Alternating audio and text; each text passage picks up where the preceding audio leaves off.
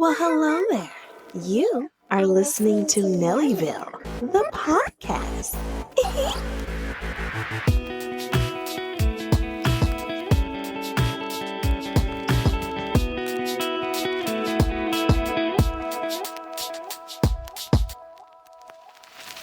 Guess who's black in the house? Heels click clacking about. Hello, shalom. Welcome back to another fabulous episode, fabulous season of Nellyville the podcast. Can we get a standing O? Can we get some applause and some hoots and howls from the audience?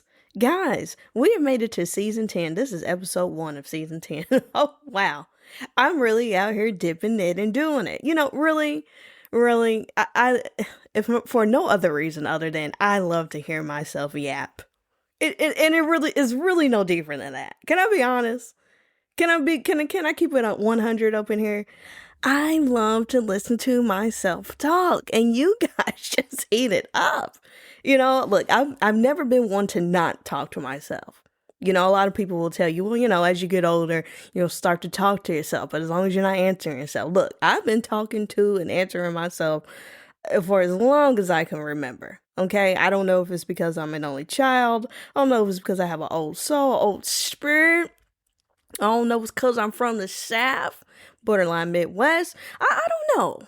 But it's never been, it's something that brings me joy. I think it's something that we can all relate to. And by me being able to have a podcast 10 seasons in, it just gives me just another reason to speak to myself. And it makes it more substantial. And, and I can go back and I can listen to this and see what my thought process was. I can look back and see, okay, how have I changed? How have my ideologies, how is my philosophy, my outlook on life, my POV, how has it changed and evolved over an extended period of time? You know what I mean? This is a time capsule for all of us, really, but mainly me. And thank you for coming to my show. But anyways, with all that being said, let's just jump right into it. Okay, let's start out. Speaking of people coming back or not coming back, can we have a moment of silence for Tana and Brooke and the canceled podcast, okay? The canceled podcast has officially ended. If you're a fan of the Miss Tana Mongeau, the Brooke Schofield baby, you're going to have to get your Tana and Brooke fix elsewhere, okay? Canceled podcast is no more, okay? This was something that they, they toyed around with the idea. They went back and forth and it ended on good terms. It ended on a high note. Look, it's hard to run a podcast alone. Okay.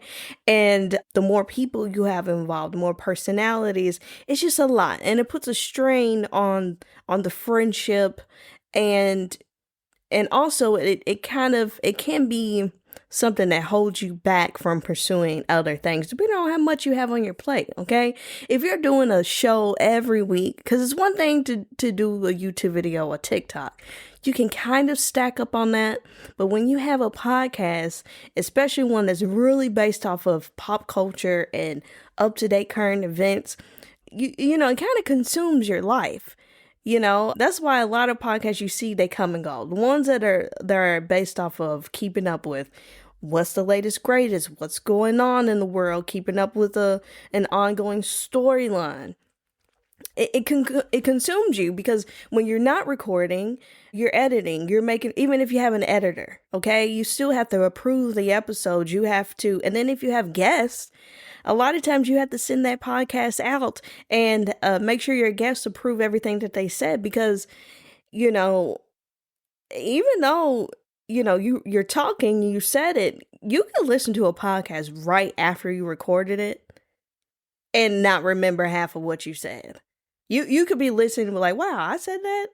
Or you listen to it back and you're like, damn, I've said too much. I overshared or I misspoke or that wasn't the right word. Why did I say that? I never finished that thought. That was rambling. It is a lot of moving parts that go into it. And as to, young women out in the world who are really out here dipping and doing it as Tana and Brooke are, it takes up a lot of your time. And then it's like, when do you have time for the friendship? Right? You want to save those juicy conversations, even in your personal life, even if it's not pop culture. you want to save those juicy conversations for the pod. So then you're dipping and dodging each other. Because it's like you want to have that first initial reaction, And so then, you're not, the relationship becomes something that's just more performative and, let's be honest, less enjoyable over time. And then you want to pursue other things. So look, we understand what we got here. And also, I think a little bit that if we want to get juicy with it, I do think another thing that played a part into it is some of those resurfaced tweets from Brooke that came out about a year ago. And, look, they acknowledged it on the podcast and stuff. But I do think that was a huge factor in, I think, mainly Tana wanting to conclude and wrap this podcast up. Because, look, I'm not going to get into Brooke's tweets and stuff. That's for another podcast another day. I think I've addressed it before, either on this podcast or in a YouTube video or somewhere. I know I've talked about it before. I can't remember where. Like I said, this was this was over a year ago. Look, when you want to have brand deals and take on other business ventures and stuff, it's hard to stay tied to someone who has done some questionable things. Now, that's not to say that Tana's out here some saint. We know that. Tana, Victoria's Secret angel, you know what I'm saying? But out here, holier than thou, no. And that's part of her brand. That's part of her likeness to kind of be, out and wild. And just very, oh my gosh, did I do that? Oh no, very that. It's very, very Tana's exciting, But there is a line, and even though Brooke, did her due diligence to apologize and acknowledge that stuff, but look, a social footprint, it lasts, it follows you, and look, their friendship started out. Look, whatever. We're not going to get into all of the lore and all of the reasons why the canceled podcast is gone, but I think they're growing up and to continue on a podcast that's called the Canceled Podcast, right? It's going to require you to kind of stay involved in some drama and to, you're always in other people's business and you just kind of grow out of that. And I think that they have grown up. Brooke, congratulations to her. She's engaged, just bought her a new little house. But I ain't gonna say little. We need to stop saying little when we're talking about people's milestones. But we'll put a pin in that. We'll got to talk about that one day. She's got a house. She's engaged. Congratulations to her. Tana's out here, bought 2 houses this year. One in LA. She said, I think this might be the second house she bought in LA. Anyways, she has purchased a home in LA and a home in Hawaii. And she's got her little, dang, I'm still saying little, but her boyfriend, yeah, and I really like them together, I really must say. But they're growing up, and it was just time. It was fun while it lasted. But anyways, moment of silence to the canceled podcast. It will be missed. I'm definitely gonna miss listening to it, but I'm still gonna keep up with my gal Tana. I'm definitely gonna keep up, and we will keep y'all posted on any Tana Mongeau lore, you know what I'm saying? And I got that from them too, lore, which that's kind of one of the little slang things that people have been saying for maybe like a year or two now, but I got that from them and I've adopted it, I heard other people say it, but it hit different when I heard Tana say it. Now it's part of my permanent vernacular. So really, she's out here influencing. If nothing else, she's out here influencing, you know what I'm saying? But if you're looking for another creator, I don't know if she'll quite fill the void of the Tana Canceled podcast, but while we talking about influencers and funny people and entertaining people, there's this girl, man, I've been watching this girl, Tony Shay, and let me tell you something, she's on TikTok. And now look, I will say, she's not kid friendly, okay? She's got a kind of more of a brunch comedy type style, but she just tells these stories about the things that happen in her life. Right. But the way she tells the stories and stuff, and the way they're so like, man, it is so random. But the way she's just very, very funny.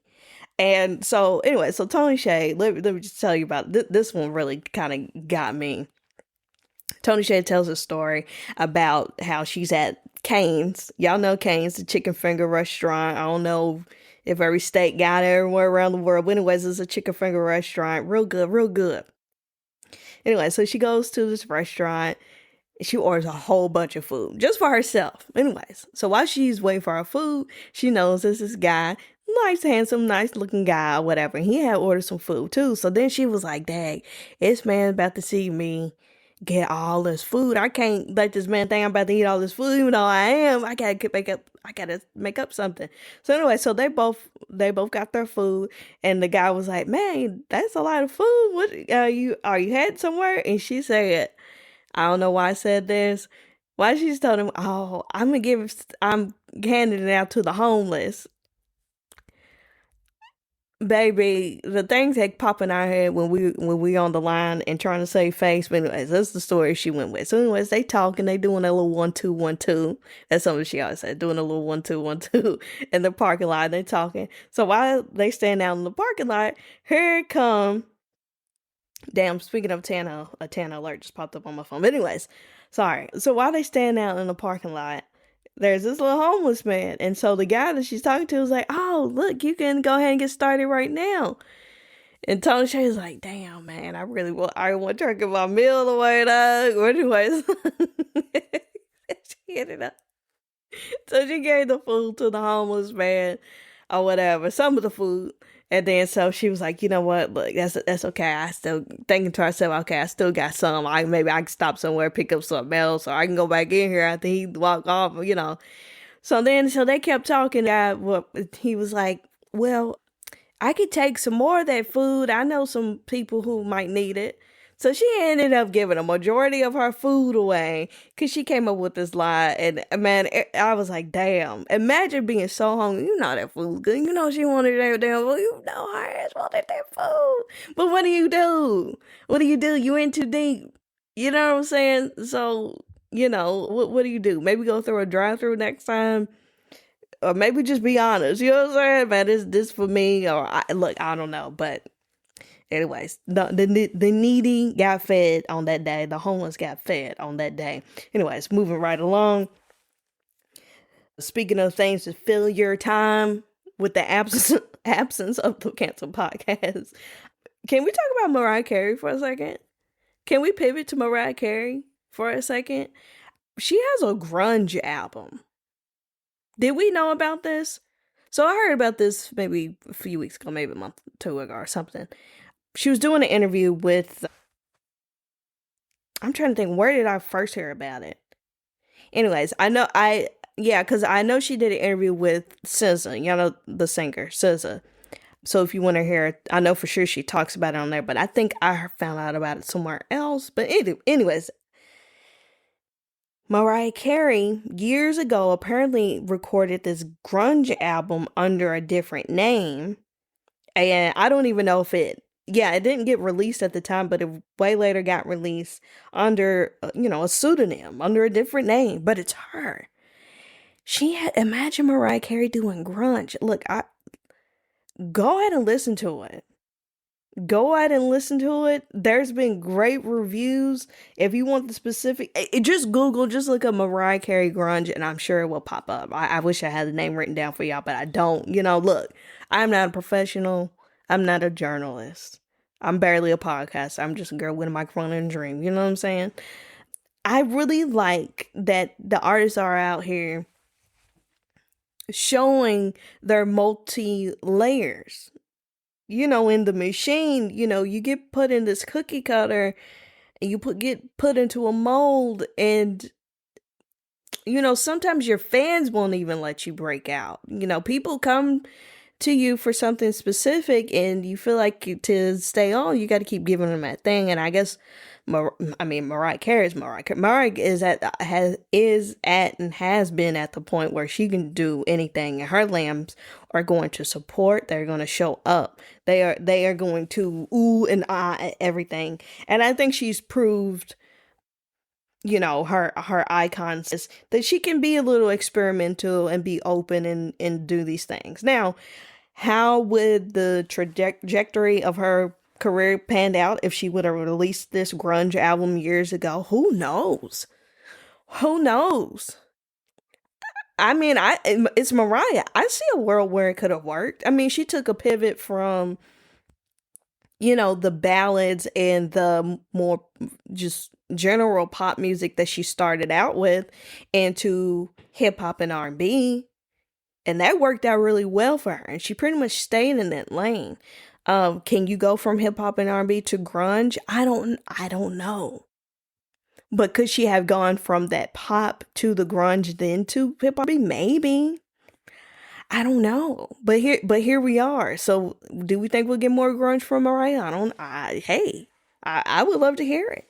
But she has some other music out right now too, in the classic style of Mariah that we know and love. So check that out too. But anyways, I like to see the artists out here experimenting.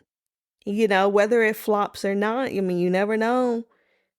Express yourself. Ding, ding, ding, ding, ding. Express yourself. Okay, sorry. Anyways, so shout out Mariah. I'm a lamb. We some lambs over here in Nellyville. You know what I'm talking about? Speaking of things that are coming back, things that are circling back around, Reading Rainbow. Baby. Okay? The Reading of the Rainbow. Now, it will not be the Reading Rainbow that we've known what the Reading Rainbow started in the 80s and went off in the early 2000s or something rather. It's not going to be with LeVar Burton. Okay. But I feel confident with the new host. The new host is going to be a man by the name of Michael Threets. I believe that's how you pronounce his name. Don't quote tweet me. Maybe go look it up. Fact check me. You know what I'm saying? So Michael Threets is going to be the host of the reboot of Reading Rainbow. And I think that this is very important. It is very pivotal in these times. We need to bring focus back on the reading, especially for the youth. And I think it's very nostalgic. Look, a lot of things are coming back to appease the millennial population. So you are welcome. Okay? I do think that this has a lot to do with us. I'm just saying the millennials grew up with the Reading Rainbow. I think that this... Hey, what can I say? But hey, you're welcome. If you tell me what movie I got that song from, I got $10 for you. But anywho, I think the guy's going to do a good job. Anyways, if you're not familiar with this Michael guy, voice crack. Can I get some water? Can production bring a girl a glass of water? What is going on? Anyways, he started out, I believe on TikTok. And he's a librarian and, he's very popular. I'm going to be honest. I kind of seen him here and there. I'm really not that up to date on his comings and goings. I've seen him in passing. Anyways, I'm just glad the show's coming back. I would have loved to seen the original host, but I don't know what LeVar is out here doing these days. He could have been busy. He could have said, baby, can't be bothered. You know what I'm talking about?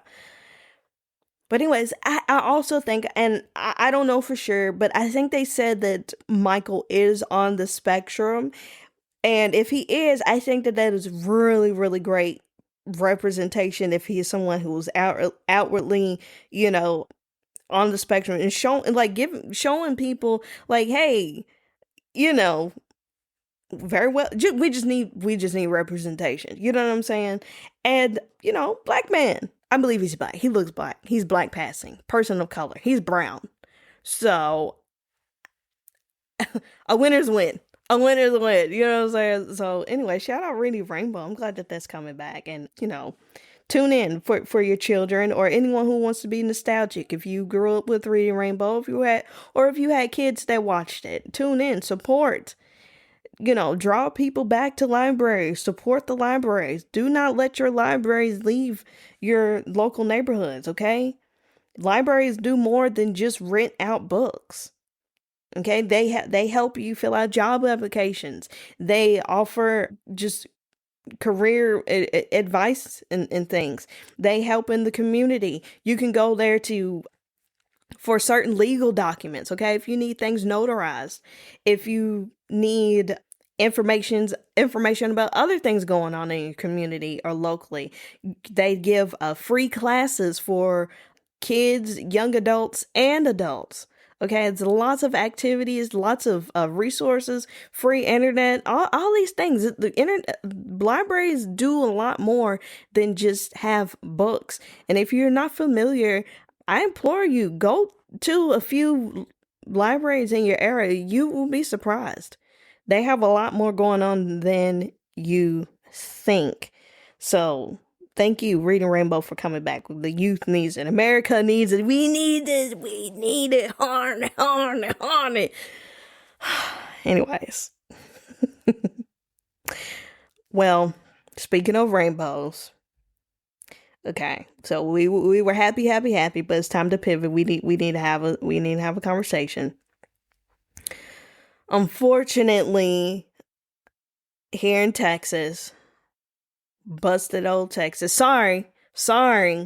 I gotta call y'all busted off for this one because this is really petty. But honestly, I'm not shocked that y'all did some jacked up stuff like this. So here in Houston and some other cities, I think Dallas, some other places, they have made it illegal to have the rainbow intersections.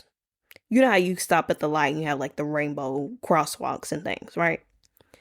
So, particularly in the Montrose area, which is our rainbow area here in Houston. That is the, prime area of where the LGBT, QIA plus community, that's where they go. That's where the clubs and the fun and the, that's their safe space. That's their place.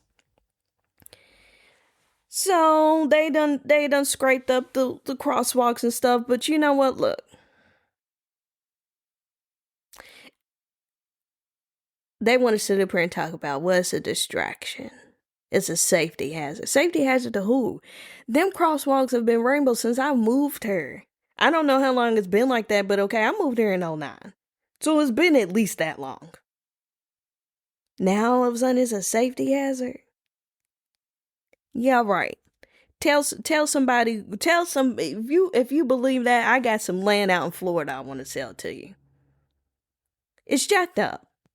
But what I do like to see, the silver lining in this, okay, is that people in the community have stepped up in protest of this by painting their sidewalks, painting, but you even have people come back and spray paint where they painted over the rainbows down in Montrose. They went back and spray painted over and put the rainbows back. So I don't know if this was last week, so I don't know if they since come back but anyways. And then something that I also felt extra moving, there was a church in Dallas, I believe, that painted their steps in rainbow. And I think, that is a big deal. Now, lots of churches are very open about accepting the queer community and welcoming everyone. Come as you are. Love thy neighbor, right? But for a church to do that in Texas, I think that really says a lot. And I like that such a prominent voice has stood and said, man, look, this isn't right. This isn't right. And it's not. And what is the point other than being a bully? Look, I know that I come on here almost every week and I talk about something involving the queer community, and mostly because that's most of the content that I intake and watch, because that's what I enjoy. It's what speaks to me. But I do come on here and talk about it a lot with a purpose, because I don't feel like a lot of Black Christian women outwardly talk about it. They enjoy it and they look, but I don't think a lot of cisgender heteronormative in a traditional relationship, not queer at all. I don't feel like we get enough Black people, and Black women will do it more before Black men, unfortunately. I don't think they really get that support. And one thing about Nellyville, I want everyone especially queer community, to feel like that this is a safe space and it's not just performative and it's not just virtue signaling where I just every now and then do a little pride episode or, whatever. No, this is, if I'm going to be an ally, I'm going to be an ally. And, more people just need to get off of the brainwash train. And really do your due diligence to study your Bibles. If you want to call yourself a Christian, I'm going to need for y'all to really know the history. People want to sit up here and say, well, the Bible says it's supposed to be Adam and Eve and men aren't supposed to be together and it's supposed to be... No, it doesn't. People will repeat something because they've been told that. But if you actually know the Bible, if you actually take, and you have plenty of resources, go down to the libraries that they're closed down. They can give you all the research. I cannot stress enough how important it is to do your own research and to have your own relationship with God and to read your own Bible and come to your own understanding with God. Don't lean on your own understanding. See, people take that too literally. Lean not on your own understanding. Yeah, but that don't mean lean some old bigoted preacher man that's telling you some stuff because, well, he stands up at the head of the church. He's the elder. He said, no, bump all that. Don't lean on your own understanding, but come to your own understand. Don't if you really are a Christian and if you know God, when something doesn't feel right. If it doesn't feel like love and acceptance, that's probably not of God. You might want to distance yourself from the people that are don't just repeat something because it's been told. Fact check. Know this, okay? Let me tell y'all some facts. The people who are so quick to say, well, the Bible said, no, it doesn't. And any interpretation of the Bible that says homosexuality is wrong, it's been messed with by man, which a lot of parts of the Bible are. And we don't have time to go through all the parts of the Bible that have been messed with through mankind. That's for another podcast on another day. And I probably won't do that. I normally don't get this deep, but something has moved me in my spirit of Shumananaya, a Shutabaranda. You know what I'm saying? Listen up. The part where people love to say, well, it says, well, what about Sodom and Gomorrah? And da-da-da. No. Let me tell you something. Do y'all realize it wasn't until the 30s, the 1940s, that they started preaching about what the Bible says homosexuality is bad? If you go back to the original text of what the actual translation was, it had nothing to do with same-sex anything. It had everything to do with man abusing the angels, pedophilia, and bestiality. That is not palatable to talk about in the church house. And this was a way for them to beat up on a marginalized community. This was not that long ago. A lot of you all have grandparents and parents who were born in the 40s. To me, that's kind of recent history. And they've not only used the Bible to weaponize the queer community, but they've used it against women. They've used it against Black people. They use whatever narrative they needed to push at the damn time is how they will manipulate the language of the Bible, and they will cherry pick. Huh? Y'all hear me? And if you think I'm lying, and don't take my word for it, I come here all the time and say I am just a girl with a microphone. I am just someone with a microphone. But the reason why I'm going into it today is because a lot of us have forgotten about 8th and 9th grade English and have forgotten. I hate to think you all were never taught, but maybe I could see in some states, maybe you weren't. The First They Came poem. If you don't know what I'm talking about, go read The First They Came. poem by Martin Niemöller. And go look at the modern day rendition of it, because someone rewrote it to reflect these times. I'm sorry, I don't have that information in front of me at this time, but go read the original First They Came poem. And the essence of that poem is saying, first they came for this group of people. I didn't care about it because I'm not that. Then they came for this group of people. Okay, whatever. I'm not that either. And it goes down a list of all the groups of people that the government or the higher ups will come after. And there will come a time that they will come for you. And you're going to look around and there's no one else left to fight for you. And that is what's happening.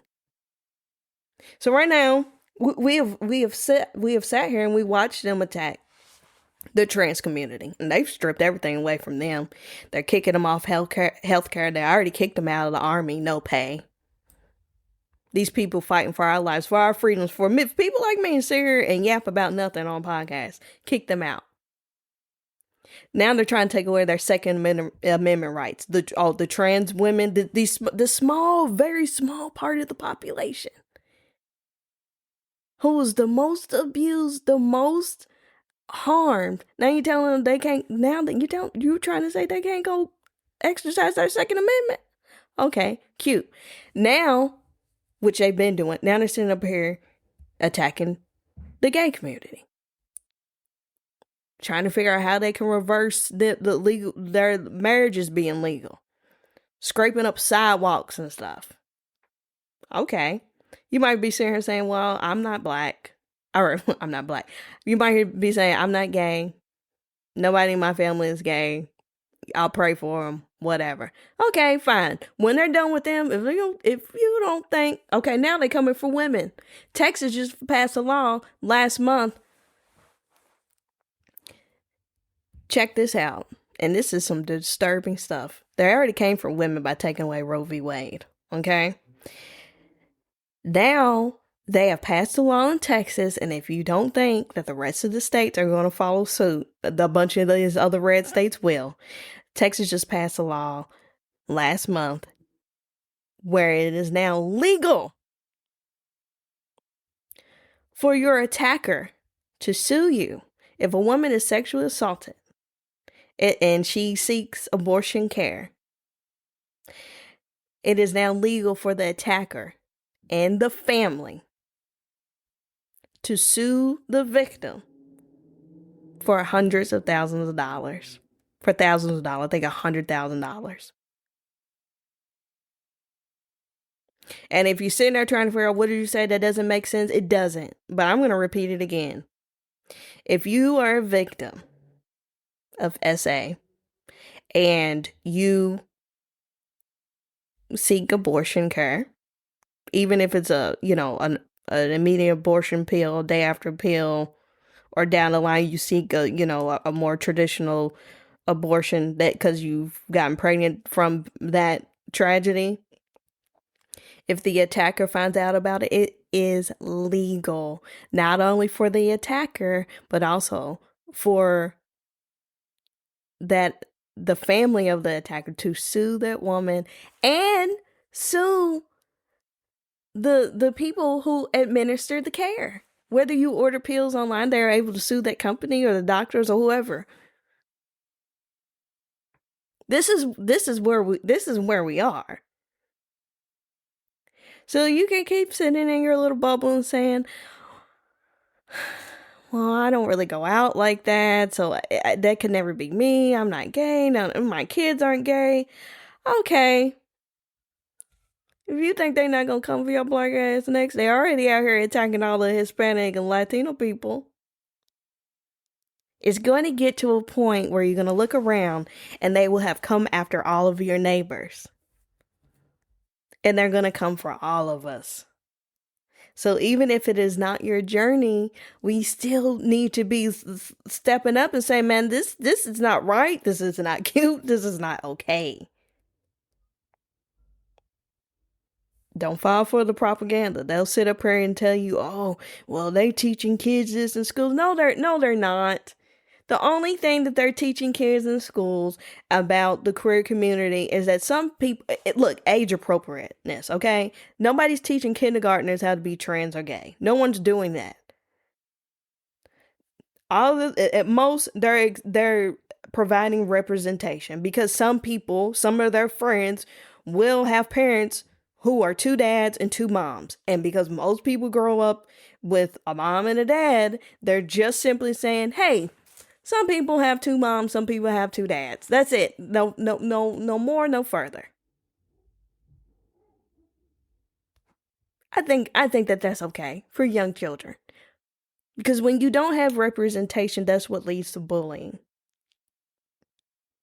Because it's just human nature for people to attack what they're not used to. We know this, right? Right. Anyways, all this is stemming from a rainbow sidewalk, but is what it represents. It's so much more than that. And they're testing the waters. And so far, we're just letting it happen. This Trump man still has 37% approval rating last I checked. I mean, that's pretty low. It's not low enough for me, but you know what I'm saying, man. Look, dog. Look, all I'm saying is, it's in a book. Take a look and read a rainbow. You know what I'm saying? Read a damn rainbow. For real, you know what I'm saying? Look, I'm gonna come up off of it, but look, reading is fundamental, okay? In the great words of RuPaul, reading is fundamental for not only the youth, but for yourself. Never stop reading, never stop searching and asking questions and just being informed, okay? And not just from one source. Get it from everywhere and use your own discernment to put the pieces together and find what's what. And no, you're not always going to have no one's ever going to have all of the answers. And it's okay for your thoughts and your ideals to shift and change as you grow more. Don't be so stuck in your ways that you don't evolve. That's the worst thing that you can do. You can strongly believe something one year, but as you learn more information, it's okay for you to evolve and change your mind. Be grounded in something, because you don't want to lose yourself, and you don't want to just, you don't want to have your head on a swivel when it comes to, gaining information. You need to be able to, don't let anybody just tell you anything. You just believe everything, or you get to a point where you don't know what to believe.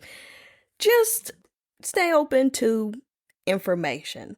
Now, let's move on. We got a little deep. But speaking of keeping up with information, keep up with the information that's being provided by your children's schools. Okay? I don't know when exactly this started, but just this is something that just kind of came across that I saw, and I'm like, look, how at the beginning of the year or throughout the years, but especially at the beginning of the year, schools and teachers and stuff will send out big packets of stuff for you to sign for your kids. And one of the things that was sent home to high school students, I think specifically boys, I don't know if it was sent to the girls, but anyways, there was a military request form sent out in these high school packets, and which is buried in all of the paperwork. And the wording of it was very confusing. And, look, a lot of times by the time our kids are in high school, let's be honest. Most people aren't really checking book bags and stuff. Most people, why did I say book bags? Most people aren't checking backpacks like that as your kids get older. And really by that time, you're just kind of signing it. You're half reading. As they get old, it's the same things every year, It's like, what's new? And if it's anything really outrageous, you expect for your high school kid to tell you, like, if there's any major change, and obviously they're going to tell you if you need money. You're just looking for the pages that are asking for money. Other than that, you're just signing, okay, whatever. I'm going to read this if I can find it. I think I can pull this up really quick. But, look, and it just speaks to, just check what's being sent home. Really read carefully what you're signing. because, you know, the wording in these things can be very confusing on purpose. So I'm going to read a little bit of this if I can. I think it's kind of cut off. Let's see. It says, to the parents / guardians, a new law. Okay. It says a new law. Now, a lot of people got in the comments talking about, well, this has always been a thing that once your kid gets a certain age, they'll ask if you want to, and your child just to sign up for the military or blah, blah, blah. But this has to be a little different because it says a new law, whatever the hell. It doesn't say what the new law is. Or, okay. It says a new law has been passed that all school districts must release to the military recruits the name, address, and telephone number of juniors and seniors. The new law states that schools will request parents as guardians to complete this form indicating whether they grant permission for this information to be released to the military. The notification advises that in the event they fail to complete and return this form to the school, all requests for this information by the military will be honored. In order for your request to be honored, please complete the form below and return it to the guidance office at Greenfield, this is particularly Greenfield High School. And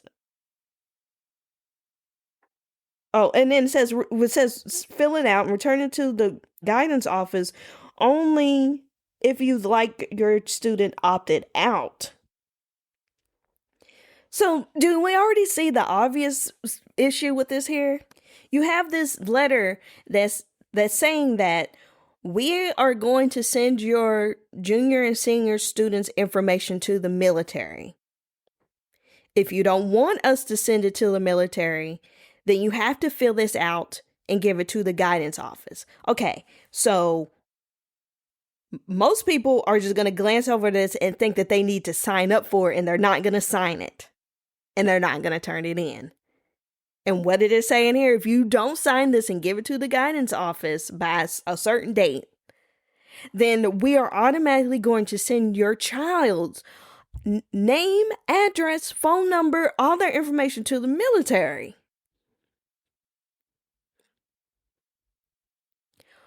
Why is this not something that I can sign up for? Why am I filling out paperwork to opt out of this? Okay. Then it's unclear. Do I sign this out and my child drop this off at the guidance office? Did they give it to the teacher? Am I supposed to come up here? Now I got to call off of work to make sure and then it's like, now, okay, look, kids are going to be kids. I don't care how old they are. And even some adults. Now I have to trust that my child is going to turn this paper into where it needs to be. I have to rely on the teacher to get the paperwork to where it's a lot of moving parts for someone to be like, oh, sorry, we never got it. Like, no, because now I have to go to the school because I want a receipt. I want proof that you all got this and you're going to take my child out of this. What are we doing here? What the hell is going on? And what exactly is this new law? Because it doesn't sound like something that is the same little military thing that they've been doing for years, supposedly, allegedly. And then if somebody could tell me differently, let me know. But anyways, this is an example of what are they sneaking in these book bags. Just read the documents very carefully. Be very informed about what's going on at your child's school. And don't think that just because your child is a certain age that you don't need to still be going through their paperwork and stuff. Because stuff like this is very sketchy. It's very weird. And it's like, what the hell? Like, what do you mean you're just gonna... What do you mean you're just gonna give my child? Very sketch. Very sketch. So just wanted to put that in y'all's ear. I thought that was very odd. But while we're talking about kids, I think this is going to be the last thing that I touch on, and I'm going to leave y'all alone. You know what I'm saying? Something that is very important for everyone, but start as young as you possibly can. Public speaking. We need to be focusing on public speaking skills. Okay? As soon as kids start talking, do whatever creative play, dramatic play. Look, I'm not saying teach your kids to write speeches and stand up and give a U.S. history report of skippity boppity boo. No one's saying that.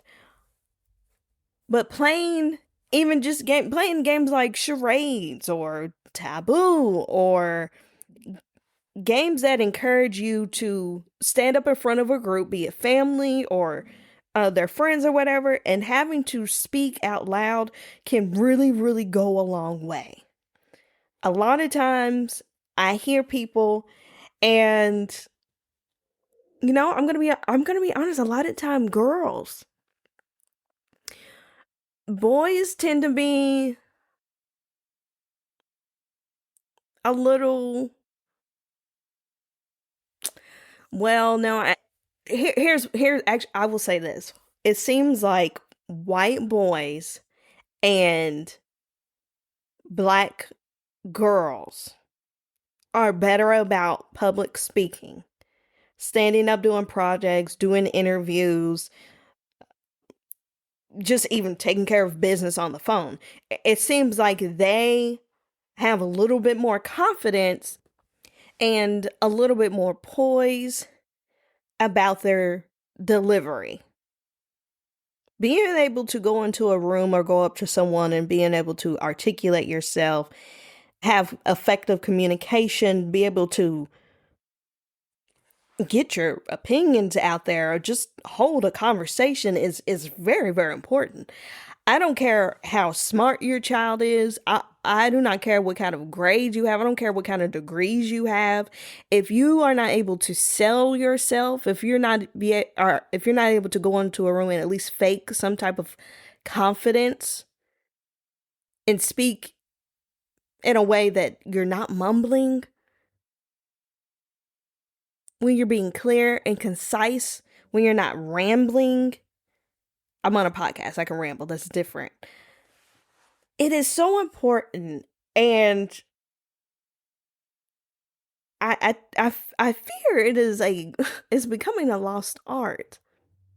There's lots of different ways that you can do this. There's some acting games that you can play, and if you're interested, I can send it to you. The website, I can't think of the website right now, but there's these. Actually, I'm gonna look for it right now. Hold on one second. Okay, I got it. If you go to the kids casting website and look up if you just Google kids casting 7 unique acting games for kids, that's a good place to start. And these are good icebreakers. These are good. Even adults can play these, but they're fun for the whole family. But what I like about these acting exercises is it is a fun way to get kids up and moving and speaking and using parts of their brain of being able to think on their feet, being creative, and just getting used to speaking out loud. And it actually, it helps them build a lot of different social skills with these acting exercises. But the main thing is it's going to build confidence. It's one thing to be able to know what to say, but if you're not saying it with a little bit of power behind you, it just doesn't matter. It gets lost in the sauce. And, it's not always about having the biggest, broadest vocabulary. It's not even about speaking with always perfect grammar. There's been plenty of very powerful, very motivational speakers, very, very effective speakers who they may speak with broken English or they may speak with slang. It's going to be the confidence and the thought process behind it that's going to sell you on it. A person who is confident in what they're saying and how they're saying it, you can get behind it. So I and that will help kids too, to be able to kind of take up for themselves and speak for themselves. You're not always going to be there to navigate the world for them. So, look, and if you notice, look, it's nothing wrong with kids being shy. A little bit of shyness is normal. That's perfectly fine.